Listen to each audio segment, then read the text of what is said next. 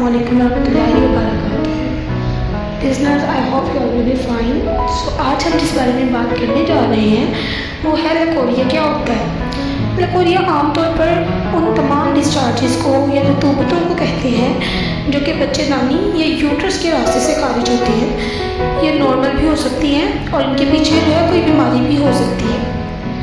आमतौर पे बहुत से लोग इस बारे में मैथ्स का शिकार हैं। मैथ्स वो सारी चीज़ें जिन्हें लोग सही समझते हैं लेकिन दर हकीकत वो सही नहीं होती हैं, इसलिए सबसे पहले उनको क्लियर करने की ज़रूरत होती है। हमारे पास बहुत सी ख़वातीन ऐसी आती हैं जो समझ रही होती हैं कि लकोरिया जो है असल में उनकी हड्डियाँ घुल के निकल रही हैं या उनके पट्टे घुल के निकल रहे हैं और वो इसकी वजह से कमर दर्द और पता नहीं कौन कौन सी शदीद कमज़ोरियों का शिकार है। इसमें कोई भी दिक्कत नहीं है और इसको जितना जल्दी आप लोग जान लें ये आपकी नफ्सियाती सेहत के लिए भी ठीक होगा और इससे इलाज भी आपका आसान हो जाता है। अगर हम ये देखें कि लकोरिया की वजूहात क्या हो सकती हैं, फिर सबसे पहले जैसा कि मैंने आपको बताया है ये नॉर्मल फिजियोलॉजिकल लकोरिया हो सकता है। मतलब कि ये आपके जिस्म की नॉर्मल रतूबत होती है, जैसे सलाइवा यानी कि थूक है, कोई बीमारी नहीं है या कोई इन्फेक्शन नहीं है, ठीक है। इसी वजह से जो रतूबतें बच्चेदानी के रास्ते से खारिज होती हैं वो लकोरिया की शक्ल में भी हो सकती हैं।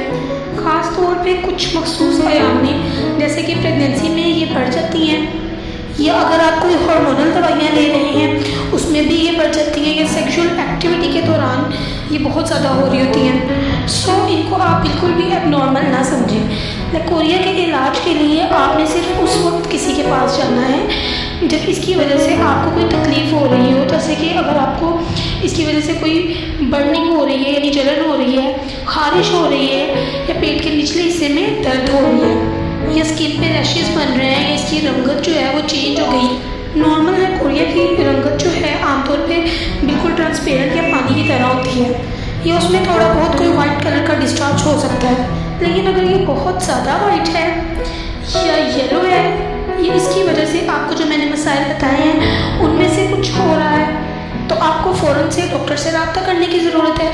इसमें ये बहुत अहम है क्योंकि ये कुछ बीमारियों की तरफ भी इशारा हो सकता है। बहुत सारे इन्फेक्शन स्टार्ट होने की अलामत में से एक लकोरिया भी अलामत है। वो इन्फेक्शन जो हैं वो बैक्टीरिया के भी हो सकते हैं, वो वायरस के भी हो सकते हैं, पैरासाइट्स के भी हो सकते हैं, फंगल इन्फेक्शन भी हो सकता है। सबकी तशखीस के अलग अलग तरीके हैं और सबका अलग अलग इलाज है, इसलिए सबसे पहले तशखीस ज़रूरी है।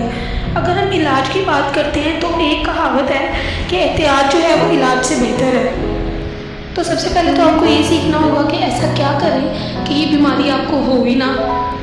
इसमें सबसे पहले जो टॉप ऑफ द लिस्ट चीज़ है वो है पर्सनल हाइजीन।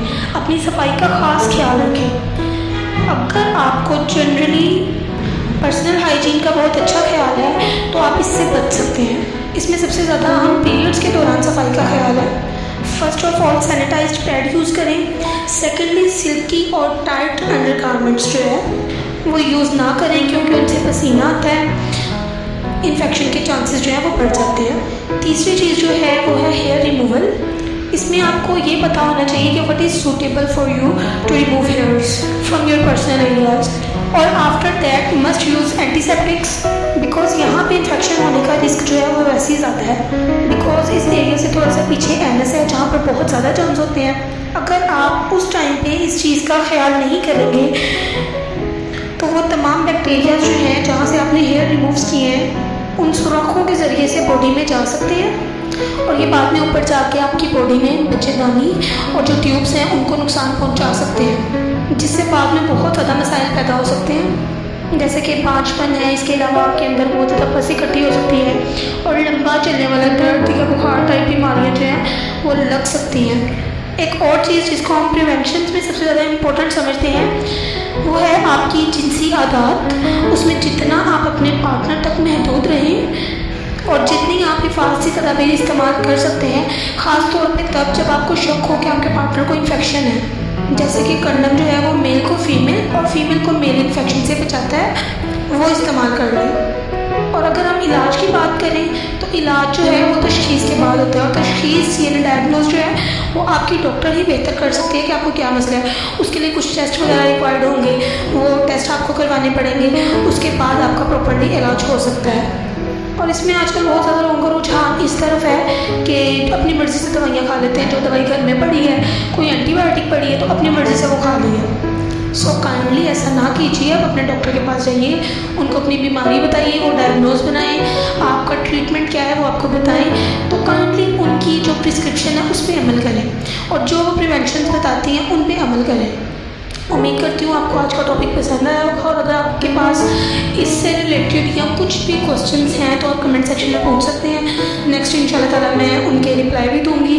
और अगर आपको वीडियो अच्छी लगी हो तो must to like, comment and subscribe my channel. Thank you.